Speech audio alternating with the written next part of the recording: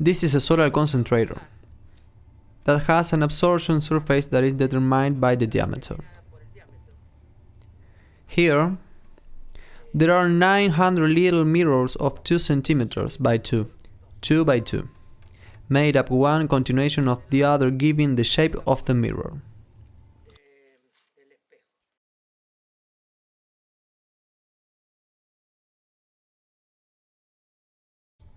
Actually, as you can see, this is one of the largest DirecTV screens that I put little mirrors on. What have I done with this? I have made a hub. We are going to concentrate the amount of energy that enters the surface of the diameter of the mirror at a point. For example, now we are going to see below the concentration of the rays. At this moment, the rays are entering the mirror and have been projected at the point, and that we are going to use to raise the temperature and cook, in this case, some fried eggs. Well, now I'm going to put the frying pan. We're putting a frying pan in the spotlight. We're going to let it rise the temperature to the maximum. Well, 15 minutes have passed. The frying pan is quite hot, and we're going to make some hard-boiled eggs.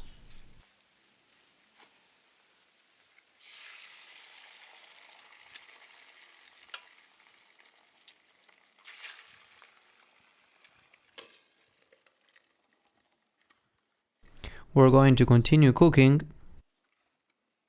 and we're going to determine the temperature of the focus center. There is a temperature above 400 degrees. This is because of the concentration. This parabolic mirror is concentrating more or less 18:1. What does that mean? 18 times the reduced area at the focal point. Look how the eggs are already.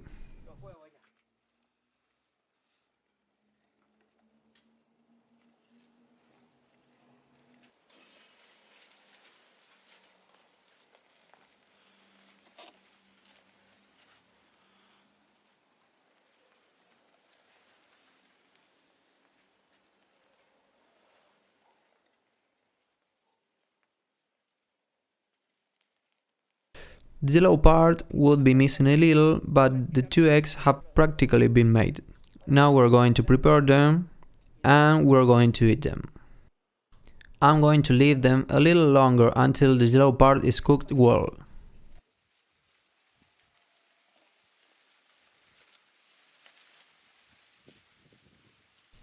Get it right, Tati.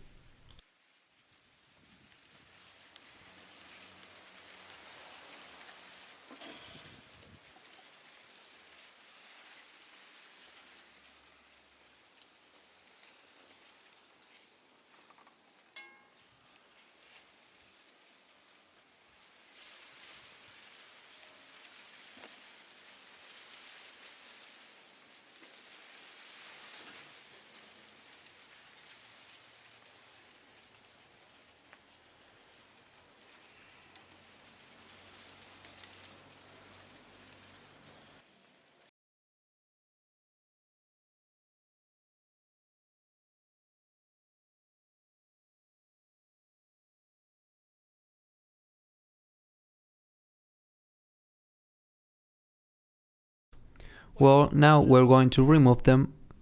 Let's go back to look. I got burned, it's pretty hot. This shows the power of solar energy and how it can be used in the field in places where there's no energy at all. Many think that solar energy is not an energy of great extension, of a great quantity of heat. However, with the concentrators like this one, temperatures can be reached to melt metal such as 800, 900, 1500 degrees. There are even metal furnaces that are already solar powered. Of course, a gigantic screen that melts up to 2000 degrees or more. They are generally metals where it is necessary not to be contaminated. Now we're going to eat them. I think they are first class. Now we are serving them at the table and we're going to treat ourselves to a couple of fried eggs cooked with solar energy. I'm going to give one to my cameraman and the other one is for me. At this moment one of the yellow part is a little more cooked because the sun hit it directly there. It cooked completely. And this one is a little softer. In any case, we apply a little bit of salt, oil, and you can't imagine the flavor this has. It has been done entirely in an ecological way. There you have. Spectacular.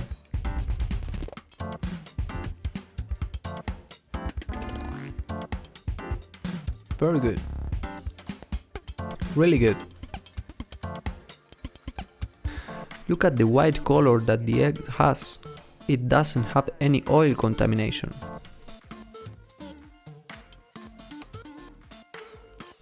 It has a unique flavor.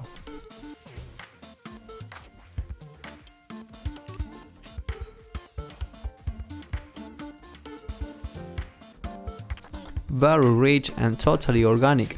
Very good. I will do it often. Well friend, this video has been different. We have tried to start directly to the point so you do not get bored and have the opportunity to see it. Actually, the solar concentrator has the advantage of concentrating the rays at one point and the temperature rises much higher. That is basically the principle of operation. There are other concentrators, parabolic, concave of different models, the Fresnel lenses and other type of concentrator which we will develop later if you are interested. Now I show you. This is used a lot in solar cooking, but actually it is a solar concentrator. It can be in any shape and you have to concentrate, as I just said, the sun at one point. With that, the temperature rises and you can do, like we did here, eat any type of cooked vegetable. You can also do eggs, meat, etc, etc. Friends, this has been all for today. I hope you like it, subscribe if you're not subscribed and see you next time!